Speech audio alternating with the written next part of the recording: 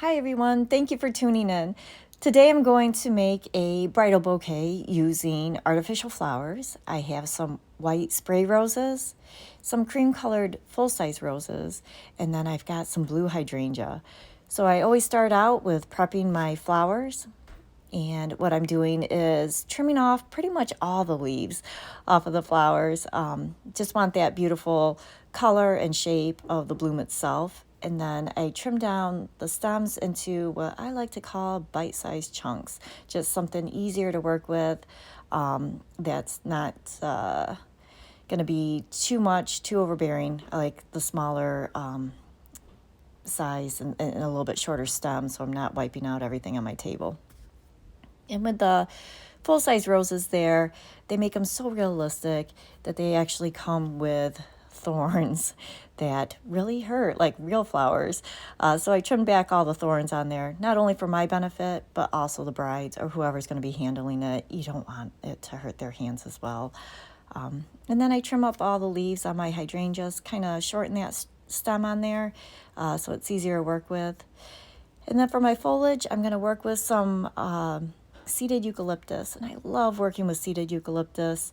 It looks realistic in when it's in its artificial form, just because when it's fresh, it looks artificial. So it blends in well.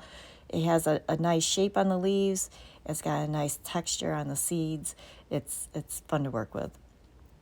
And some of it I had to trim up pretty short, so I'm just going to elongate the stem by adding a wire to it and then taping it off, so it kind of hides my mechanics there.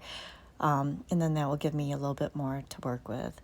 Something to know about the hydrangeas is they take floral paint really well. So they sell spray paint for specifically for flowers, and you can also just use spray paint from like a regular Home Depot or someplace like that. But you can spray the hydrangeas and fluff them, and it will look natural. So if there's like a specific color you're looking for, you can always hit them with the spray paint, and they take the color beautifully. But also working with the hydrangeas, you have to be careful to not make them look like mounds of hydrangeas. I did do a wedding in fresh flowers that was only budgeted for 2 hydrangeas in each bouquet, and it was very difficult to not make it look like a rear end. So just you have to pay attention to the form that you're making. Try to fluff it, I guess, so that it blends in and then you don't get those big mounds, unless that's what you're going for, in which case, go for it. But I try to stay away from that. Also working with just 2 full-size roses here. I gotta be careful so that it doesn't look like eyeballs at the top. I don't want it to kind of resemble Cookie Monster with his eye sticking out of the top there. So eventually the bouquet is going to take some shape where the 2 roses will kind of be tilted more towards the front. So it's not directly on top where you've got, 2 googly eyes at the top.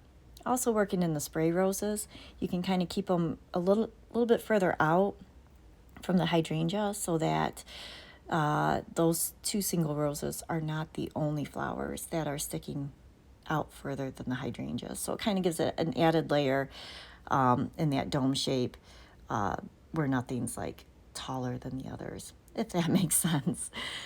Once I work in all my flowers, I'm going to come in and do like a collar of a collar of the seeded eucalyptus on the base there. Once again, it's fun to work with, but it's very good at hiding the mechanics. And also when you're hanging onto the bouquet, it hides your hands, which I like, just so it looks, you're not staring at hands and then the flowers, you see the flowers. Once I have it all together, I'm going to tie it off with a wire, trim up the stems, and then I did do a stem wrap on it, double face satin, all the way top to bottom, so it gives something nice for the bride to grip. And this video can also be viewed on the website, orlandorose.com, where I have some blogs on there. I do have other things for sale on that site too. So if you get a chance, if you like these videos, if you want to subscribe and like, or if you want to just check out the website, that'd be amazing. Love the support. And here I'm going to make a men's boutonniere, or whoever's boutonniere, for their tuxedo. I'm using a darker floral tape on the boutonnieres. I do have the lighter green, but with the darker, it kind of blends in with the black of the tuxedo, or typically you see the black tuxedos, but I just like how it's a little bit more muted, just darker, so it blends in, and you're not like, whoa, there's the stem of the boutonniere. Oh, and then there's flowers. I just want to draw attention to the flowers themselves. So taking just a little bit of the hydrangea and some spray roses, and since those stems are so short, I can't really work with them, I take a thin gauge floral wire, kind of make a hairpin shape out of it, and I'm going to pinch it over those short stems and then wrap them tight with that dark green floral tape. Typically when making a boutonniere, I think of it as a flat back and then the flower in the front.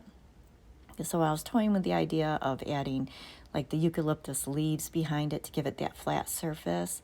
But when I was playing with the flowers, I seen that the hydrangea kind of makes a nice flat back to it. So I'm adding just a little bit of that seeded eucalyptus, just the seed part on there. I did prep up some asparagus fern.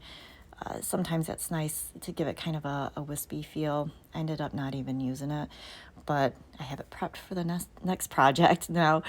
So again, just making that hairpin shape, grabbing my stems with it, and then taping them tight with the floral tape. And then we'll put them together and then tie it off again with the floral tape. So with the boutonnieres, it's nice to kind of do a artificial boutonniere. I remember with my wedding, my brother-in-law at the end of the night, his boutonniere was just demolished and like just hanging off his lapel there. But they do get, between the hugging and the dancing, they take a lot of abuse. So if you're thinking about doing maybe a few artificial flowers for your wedding, I would consider the boutonnieres. All right, we made it to the end. Thank you so much for watching. Please like, subscribe, comment. I love all that. You can visit it, my website again, which is orlandorose.com. And thank you so much for tuning in.